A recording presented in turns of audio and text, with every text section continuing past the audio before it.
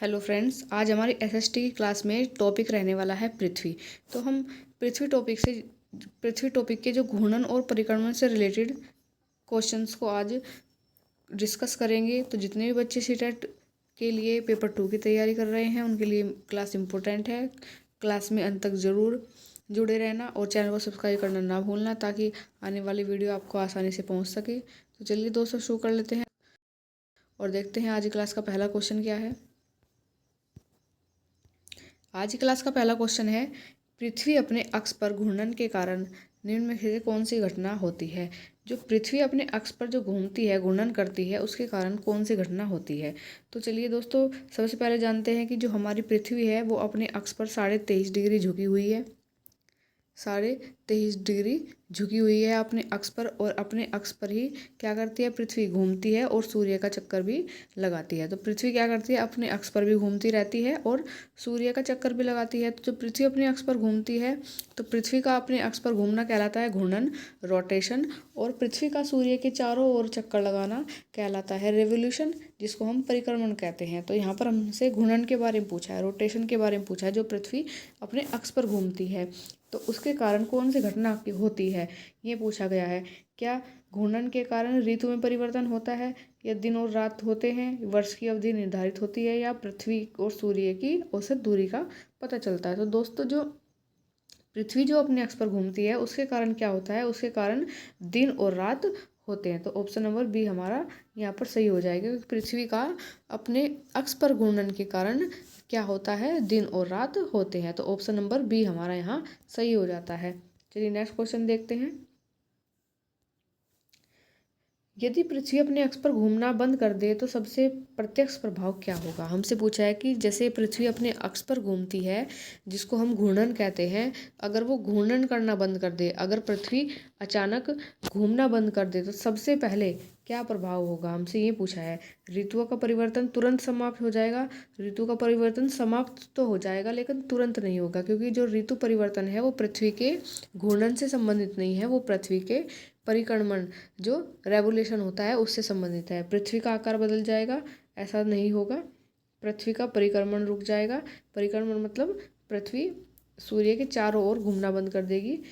लेकिन जो यहाँ पर सबसे सटीक आंसर जो बैठेगा, जो घटना सबसे पहले होगी, होते जाएंगी ये सभी, कि ऋतु में परिवर्तन भी समाप्त हो जाएगा, पृथ्वी का आकार तो बदलेगा नहीं, धीरे धीरे बदल भी जाएगा पृथ्वी का आकार, पृथ्वी का परिक्रमण भी रुक जाएगा। लेकिन जो सबसे पहले जो घटना होगी वो क्या होगा, दिन और रात का क्रम समाप्त हो जाएगा, मतलब दिन और रात होना बंद हो जाएंगे।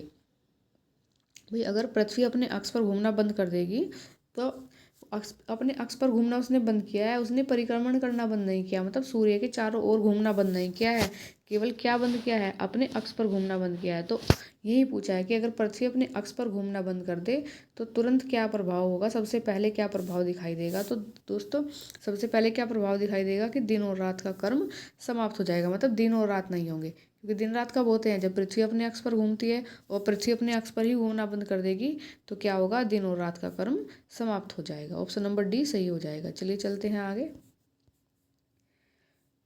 पूछा है हमसे, पृथ्वी अपनी धुरी पर लगभग कितने डिग्री का कोण बनाती है, या पृथ्वी की धुरी लगभग कितने कोण पर झुकी हुई है। तो हम सभी जानते हैं कि जो पृथ्वी है अपनी धुरी पर 23.5 डिग्री झुकी हुई है। वो अपने अक्ष से जो उसका टिल्ट एंगल होता है उससे 23.5 डिग्री का कोण बनाती है। तो ऑप्शन नंबर ए हमारा यहाँ पर सही हो जाएगा। चलिए नेक्स्ट क्वेश्चन पर चलते हैं।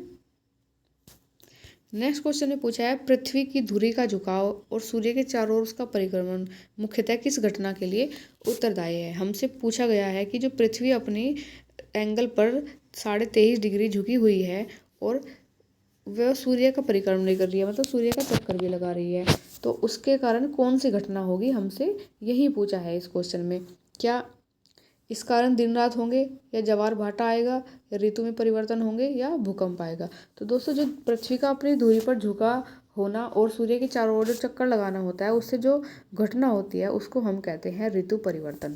तो जब मौसम में परिवर्तन होता है, जैसे सर्दियाँ आती है, बरसात आती है, पतझड़ और स्प्रिंग सीजन आता है, गर्मियाँ आती हैं, तो जैसे ऋतु में परिवर्तन होता है वो किस कारण होता है। एक कारण तो होता है पृथ्वी का 23.5 डिग्री अपने अक्ष पर झुका होना, और दूसरा कारण होता है पृथ्वी का सूर्य के चारों ओर परिक्रमण करना, मतलब सूर्य की चारों ओर चक्कर लगाना, जिसको हम रेवोल्यूशन कहते हैं। तो यहाँ पर ऑप्शन नंबर सी सही हो जाएगा कि पृथ्वी की धुरी का झुकाव और सूर्य के चारों ओर उसका परिक्रमण ऋतु परिवर्तन के लिए उत्तरदायी है। चलिए नेक्स्ट क्वेश्चन पर चलते हैं। क्वेश्चन ने पूछा है 21 जून के आसपास उत्तरी गोलार्ध में सबसे लंबा मतलब जो दिन होता है सबसे लंबे क्यों होते हैं। तो 21 जून को हम क्या सेलिब्रेट करते हैं, योगा दिवस सेलिब्रेट करते हैं। और उसे सेलिब्रेट करने का सबसे मेन मकसद क्या होता है कि जो सूर्य होता है वो 21 जून को जो कर्क रेखा है उस पर लंबवत होता है, मतलब सीधा जो सूर्य की किरणें होती हैं वो 21 जून को कर्क रेखा पर लंबवत होती है, बिल्कुल सीधी होती है। इसीलिए हम क्या मनाते हैं, इसीलिए योग दिवस मनाया जाता है 21 जून को। तो हमसे यही पूछा है कि 21 जून के आसपास जो उत्तरी गोलार्ध है, जैसे पृथ्वी 2 भागों में बटी हुई है, ये बीच में 0 डिग्री इक्वेटर होती है, ऊपर का हिस्सा नॉर्थ और नीचे का हिस्सा साउथ। तो ऊपर के हिस्से को बोलते हैं उत्तरी गोलार्ध और नीचे वाले हिस्से को क्या बोलते हैं, इस दक्षिणी गोलार्ध। ऊपर वाले हिस्से को नॉर्दर्न हेमिस्फीयर और नीचे वाले हिस्से को साउथर्न हेमिस्फीयर। तो 21 जून के आसपास जो क्या होता है, जो सूर्य की जो किरणें होती हैं वो कर्क रेखा के लंबवत होती हैं। तो दिन लंबे क्यों होते हैं, इसका कारण हमसे पूछा है। क्या सूर्य मतलब पृथ्वी सूर्य के निकट होती है, ऐसा नहीं है। उत्तरी ध्रुव सूर्य की ओर झुका होता है। इसका मुख्य कारण क्या होता है, जो उत्तरी ध्रुव होता है वो सूर्य की ओर झुका होता है। और सूर्य की ओर झुका होने के कारण क्या होता है, जो सूर्य की जो किरणें होती हैं वो डायरेक्ट उत्तरी गोलार्ध पर पड़ती हैं, ज़्यादा समय के लिए पड़ती हैं, इसलिए वहाँ पर दिन क्या होते हैं, लंबे होते हैं। क्या पृथ्वी का घूर्णन तेज हो जाता है, ऐसा नहीं है। भूमध्य रेखा सूर्य से दूर हो जाती है, ऐसा भी नहीं है। तो सबसे सटीक जो आंसर यहाँ पर बैठता है वो होता है उत्तरी ध्रुव सूर्य की ओर झुका होता है। इसी कारण 21 जून के आसपास उत्तरी गोलार्ध में दिन लंबे होते हैं। ऑप्शन नंबर बी हमारा यहाँ पर सही हो जाएगा। नेक्स्ट क्वेश्चन देखते हैं। नेक्स्ट क्वेश्चन ने पूछा है विषुव, जिसको हम इक्विनॉक्स के नाम से जानते हैं, विषुव इक्विनॉक्स के समय निम्न में से कौन सी स्थिति सही है। तो ये पूछा है कि जब इक्विनॉक्स होता है तो कौन सी स्थिति होती है। क्या केवल उत्तरी गोलार्ध में दिन रात बराबर होते हैं, नहीं। केवल दक्षिणी गोलार्ध में दिन रात बराबर होते हैं, ऐसा नहीं है। लगभग पूरी पृथ्वी पर दिन और रात लगभग बराबर होते हैं। और इसका कारण हम समझते हैं अभी। जब इक्विनॉक्स की कंडीशन होती है उस समय क्या होता है, कोई भी ध्रुव मतलब सूर्य की ओर झुका नहीं होता है। जो ध्रुव झुके होते हैं ना सूर्य पृथ्वी का, कभी दक्षिणी ध्रुव पृथ्वी का सूर्य की ओर झुका होता है, कभी उत्तरी ध्रुव पृथ्वी का सूर्य की ओर झुका होता है। लेकिन जब इक्विनॉक्स की स्थिति होती है उस स्थिति में क्या होता है, कोई भी ध्रुव मतलब सूर्य की ओर झुका हुआ नहीं होता है। उस स्थिति में क्या होता है, दिन और रात बराबर होते हैं लगभग पूरी पृथ्वी पर। तो हमसे यही पूछा है कि जो इक्विनॉक्स की सही स्थिति बताइए। तो इक्विनॉक्स की सही स्थिति यहाँ पर क्या हो जाएगी, लगभग पूरी पृथ्वी पर दिन और रात बराबर होते हैं। ऑप्शन नंबर सी सही हो जाएगा यहाँ पर। आई होप आप इक्विनॉक्स के बारे में अच्छे से समझ गए होंगे। चलिए नेक्स्ट क्वेश्चन पर चलते हैं। क्वेश्चन ने पूछा है यदि पृथ्वी धुरी पर झुकी ना होती तो सबसे महत्वपूर्ण परिणाम क्या होता। अब जैसे हमारी पृथ्वी 23.5 डिग्री अपने अक्ष पर झुकी हुई है, तो अगर वो झुकी हुई नहीं होती, बिल्कुल ऐसे सीधी होती, तो उसका क्या परिणाम होता, हमसे यही पूछा गया है। दिन और रात समाप्त हो जाते। दिन और रात का कारण पृथ्वी का अपने अक्ष पर झुकना नहीं है, दिन और रात का कारण तो पृथ्वी का अपनी धुरी पर घूमना है, जिसको हम घूर्णन कहते हैं। ऋतु परिवर्तन लगभग समाप्त हो जाता, पृथ्वी का घूर्णन रुक जाता, या महासागरों का निर्माण नहीं होता। तो इसका जो महत्वपूर्ण परिणाम क्या होगा, अगर पृथ्वी अपनी धुरी पर नहीं झुकी होती तो सबसे महत्वपूर्ण परिणाम जो होगा वो होता है ऋतु परिवर्तन लगभग समाप्त हो जाता। जो ऋतु में परिवर्तन होता है वो लगभग क्या हो जाता, समाप्त हो जाता।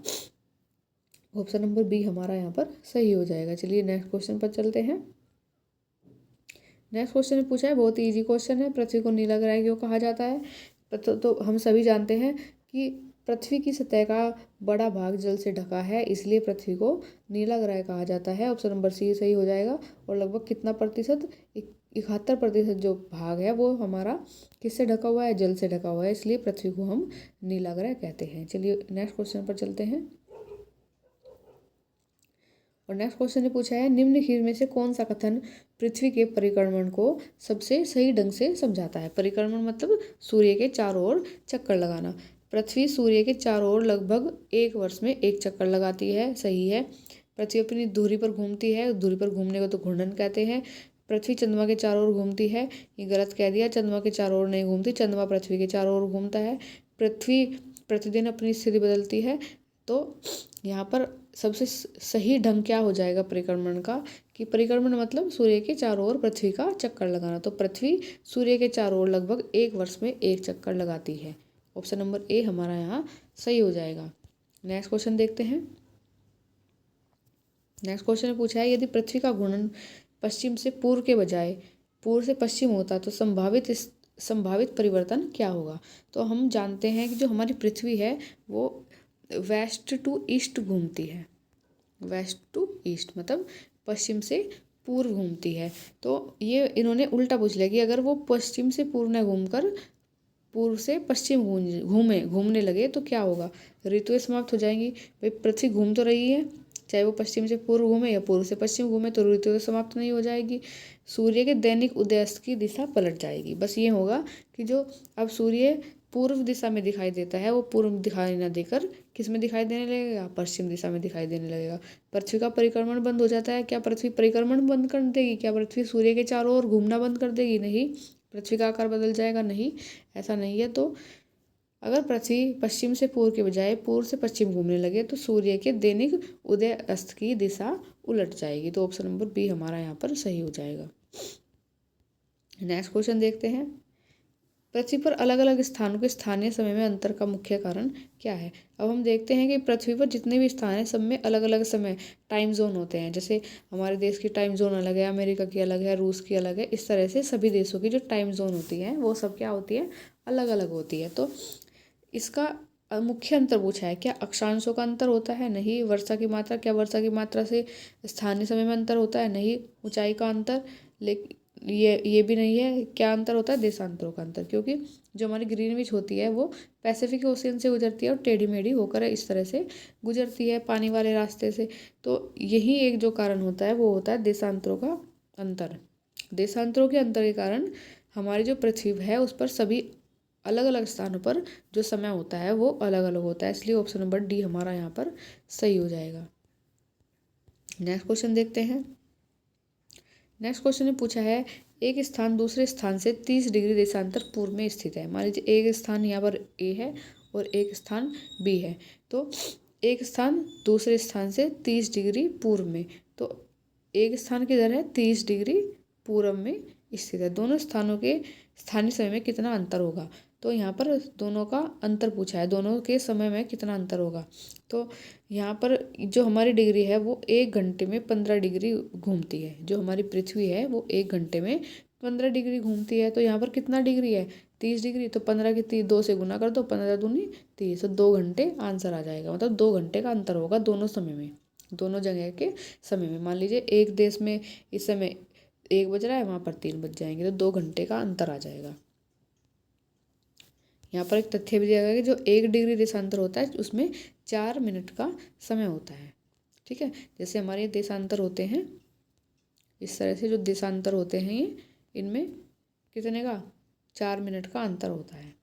ये 1 डिग्री है, 2 degree, 3 degree, 4 degree, 5 degree, 6 degree, 7 degree, मतलब 1 डिग्री पर कितने का अंतर आता है? 4 मिनट का अंतर आता है। इसको भी आप नोट कर लेना, कभी कभी ये क्वेश्चन मतलब पूछ लिया जाता है एग्जाम में। तो इसको मैं एक बार और समझा देती हूँ आपको। जैसे एक जगह है ए और एक जगह है बी, ठीक है, इन दोनों का अंतर कितना बताया इन्होंने? 30 डिग्री बताया है। तो कह रहे हैं कि मतलब कि दोनों स्थानों के स्थानीय समय में कितना अंतर होगा। अब इसको ऐसे मान के चलिए कि यहाँ पर ये फॉर्मूला है हमारा कि जो हमारी पृथ्वी है वो 1 घंटे में 1 आवर में 15 डिग्री घूमती है। 1 घंटे में कितनी डिग्री घूमती है? 15 डिग्री घूमती है। तो 2 घंटे में कितनी घूमेगी? कितना हो जाएगा? 15 दूनी 30, 30 डिग्री घूमेगी। तो कितने का अंतर आ जाएगा? 2 घंटे का। तो ऑप्शन नंबर सी हमारा यहाँ पर सही हो जाएगा। नेक्स्ट क्वेश्चन पर चलते हैं। नेक्स्ट क्वेश्चन ने पूछा है पृथ्वी के आकार को जियोइड कहने का सबसे उपयुक्त अर्थ क्या है। पृथ्वी पूर्णतः गोल है? पृथ्वी पूर्णतः गोल नहीं है, बल्कि पृथ्वी कैसी है, एक स्पाइरल सी, मतलब उसकी जो आकार है वो स्पाइरल है। पृथ्वी चपटी है, ऐसा भी नहीं है कि हमारी पृथ्वी चपटी है। इसका जो सबसे अच्छा कारण है वो ये है, जो अच्छा उपयुक्त मतलब जो अर्थ है वो है कि पृथ्वी लगभग गोल आकार की है, लेकिन ध्रुवों पर थोड़ी चपटी है और भूमध्य रेखा पर उभरी हुई है। अब हम अपनी पृथ्वी का जैसे आकार देखते हैं, तो पृथ्वी हमारी लगभग कैसी है, गोलाकार हो गई। और ध्रुवों पर कैसी है हमारी पृथ्वी, ध्रुवों पर हमारी पृथ्वी चपटी है। ये हमारा नॉर्थ पोल है और ये हमारा साउथ पोल है। तो ध्रुवों पर कैसी है, चपटी है। और यहाँ पर जो हमारी भूमध्य रेखा है यहाँ पर उभरी हुई है। तो ये जियोइड का सबसे उपयुक्त अर्थ है। तो ऑप्शन नंबर सी हमारा यहाँ पर सही हो जाएगा। नेक्स्ट क्वेश्चन पर चलते हैं। नेक्स्ट क्वेश्चन ने पूछा है कि यदि किसी स्थान पर सूर्य की किरणें अधिक तिरछी पड़ती है तो सामान्य वहाँ पर क्या होगा। तो ऊर्जा अधिक क्षेत्र में फैलेगी और ताप कम होगा। ऊर्जा कम क्षेत्र में फैलेगी, ताप अधिक होगा। हमेशा दिन हमेशा 24 घंटे का होगा। वायु दाब हमेशा अधिक होगा। तो अगर किसी ध्रुव पर सूर्य की किरणें तिरछी पड़ती है तो वहाँ पर क्या होगा, ऊर्जा तो पूरे क्षेत्र में फैलेगी, लेकिन जो तापमान होगा वहाँ पर कम होगा। जैसे ऐसे समझ के चलिए, जैसे सर्दियों में जैसे जब सूर्य की किरणें मकर रेखा पर पड़ती हैं तो क्या होता है, हमारे जो भारत है, हमारे भारत में वही ऐसा तो नहीं है कि मतलब ऊर्जा नहीं आती है, आती तो है, लेकिन वो पूरे क्षेत्र में भी फैलती है, लेकिन जो ताप होता है, जो उसकी एनर्जी होती है वो कम होती है। तो ऑप्शन नंबर ए हमारा यहाँ पर सही हो जाएगा। और चलिए नेक्स्ट क्वेश्चन पर चलते हैं। आज की क्लास का हमारा लास्ट क्वेश्चन है।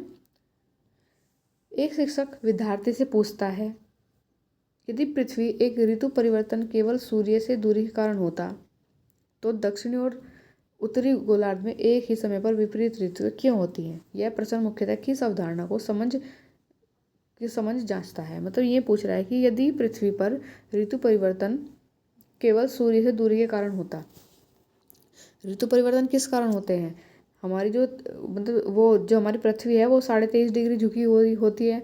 एक तो इस कारण ऋतु परिवर्तन होता है, और एक पृथ्वी का सूर्य के चारों ओर चक्कर लगाना। ये दोनों मेन कारण होते हैं ऋतु परिवर्तन के। तो इन्होंने कहा कि यदि पृथ्वी पर ऋतु परिवर्तन केवल सूर्य से दूरी होता तो उत्तरी गोलार्ध और दक्षिणी गोलार्ध में एक ही समय पर विपरीत ऋतुएं क्यों होती हैं। इसका मुख्य कारण क्या है, क्या पृथ्वी का आकार नहीं, पृथ्वी का घूर्णन नहीं, क्या आकार है कि पृथ्वी की धुरी का झुकाव और परिक्रमण।